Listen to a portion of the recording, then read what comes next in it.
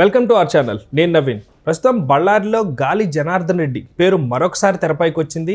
వివాదం దిశగా కూడా ఆ పేరు మరింత వేగంగా దూసుకొని పోతుంది. ఆ వివరాలు ఏంటో మనతో మాట్లాడడానికి political analyst fire brand Krishnakumari గారు ఉన్నారు. మేడంతో మాట్లాడతాం. నమస్తే అండి. నమస్తే. బళ్ళారిలో గాలి జనార్దన్ రెడ్డి పేరు మరొకసారి వైరల్గా మారిపోయింది.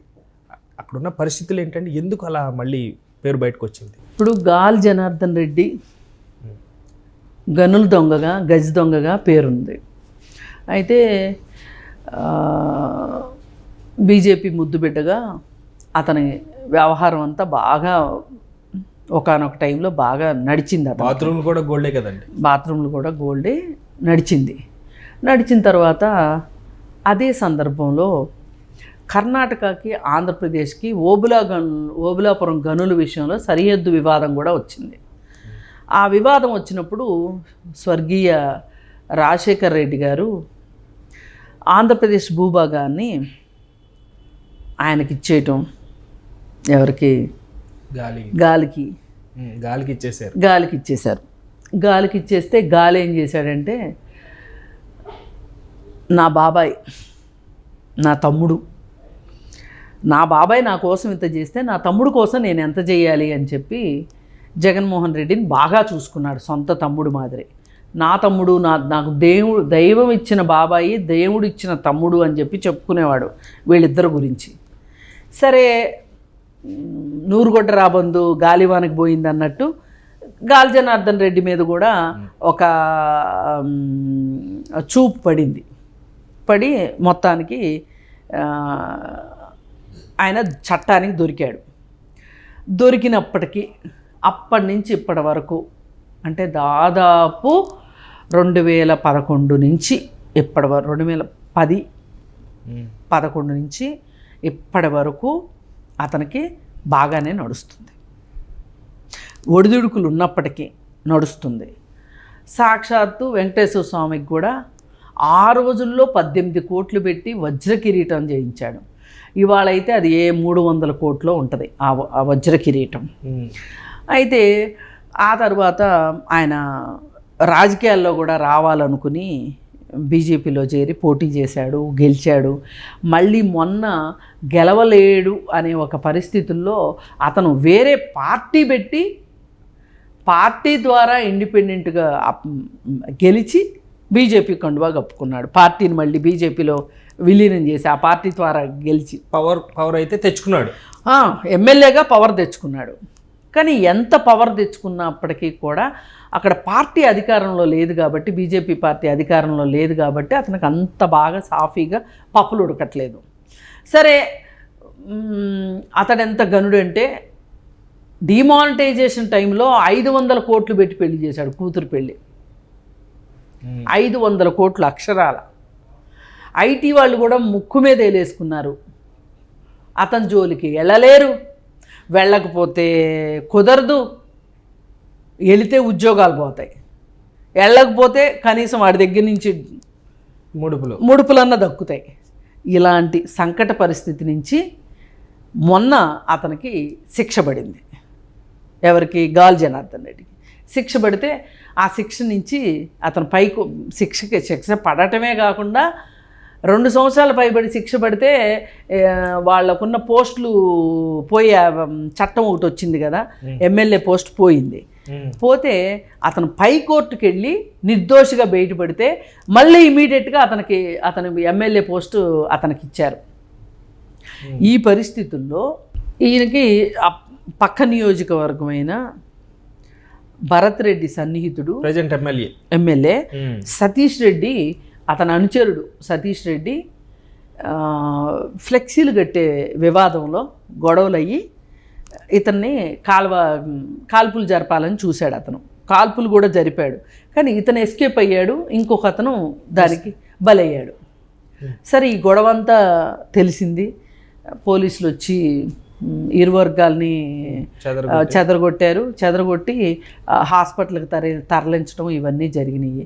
ఇక వెంటనే ఈయన మంది మార్బలం ఉంటుంది, శ్రీరాములని వాళ్ళందరూ కూడా వాళ్ళ వర్గం గాలి జనార్దన్ రెడ్డి వర్గం అన్నమాట వాళ్ళంతా.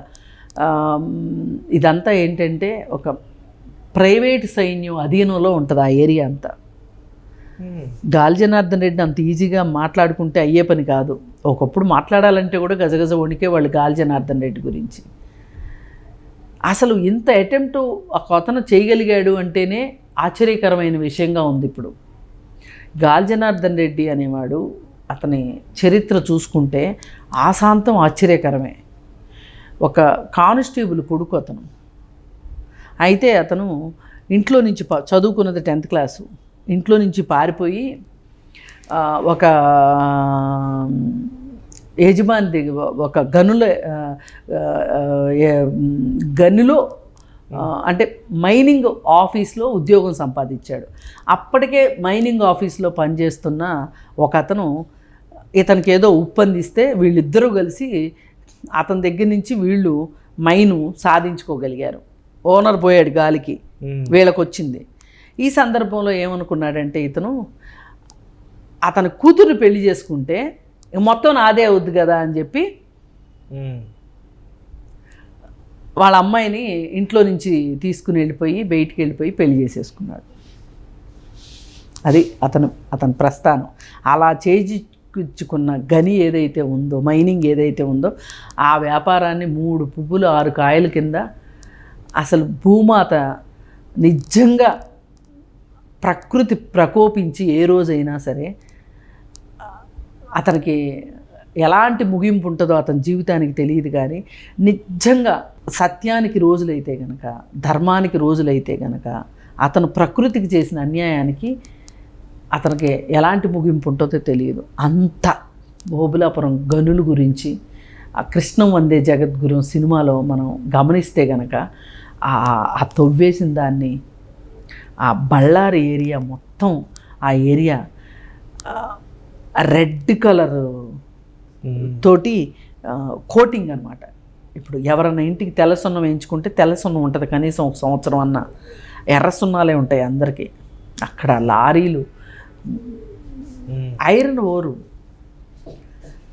అమ్ముకున్నాడు. చైనాకి ఐరన్ ఓర్ అమ్మాడు. చైనా ఏంటి అంటే ఇవాళ తక్కువకు దొరుకుతుంది కదా అని ఐరన్ ఓర్ కొనుక్కుంటుంది. తన దగ్గర ఉన్న ఐరన్ ఓర్ తీయట్లా, తన గనులన్నీ అట్టి పెట్టుకుని ఇట్లా ఎవరన్నా దొంగలు అమ్ముతుంటే కొనుక్కుంటుంది. చట్టబద్ధంగా నేను అనుకోండి కొనుక్కుంటుంది. రేపు పొద్దున మన దేశంలో ఐరన్ ఓర్ అయిపోతే మనం చైనా దగ్గరికి వెళ్ళాలి కొనుక్కోవటానికి. అప్పుడు చైనా ఏ రేటు పెడితే ఆ రేటు అప్పుడు ఇప్పుడు ఐరన్ అయిపోయింది, నెక్స్ట్ ఐరన్ బట్టలు వేసుకొని బాబు అని వెళ్ళాలి. అంతే కదండి. అంతే, అది పరిస్థితి. ఇలాంటి గాలి జనార్దన్ రెడ్డి పైన అతను కాల్పులు జరపబోయాడు అంటే పెద్ద ఆశ్చర్యపోయే విషయం ఏం లేదు. ఇదంతా ముఠా రాజకీయాలు, స్మగ్లింగు, ఆధిపత్య పోరు అక్కడ. అది గాలి జనార్దన్ రెడ్డి గతము వర్తమానం. మరి భవిష్యత్తు ఎలా ఉంటుంది అనేది ప్రకృతి ప్రకోపిస్తుందా ప్రకోపించదా తెలియదు. ఆ సినిమాలో కృష్ణం వందే జగద్గురు సినిమాలో చూశాం కదా, అది చాలా చాలా బాధాకరమైన విషయం అన్నమాట.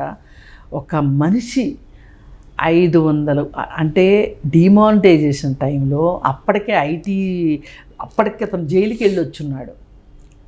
అయినప్పటికీ 500 కోట్లు పెట్టి పెళ్లి చేయగలిగాడు. 500 దొరికితే అన్నం తిందామని వెయిట్ చేసిన ఎంతో మంది రోడ్ల మీద పడికాపులు పడ్డారు. బ్యాంక్ నుంచి 500 డ్రా చేసుకుంటానికి కష్టాలు పడి లైన్లలో ఉండి నిలబడి చచ్చిపోయిన జనాలు ఉన్న సమయంలో అతను 500 కోట్లు పెట్టి పెళ్లి చేశాడు అంటే అంటే అతనికి అది నడిచింది, అట్లా ఆ కాలం నడిచింది.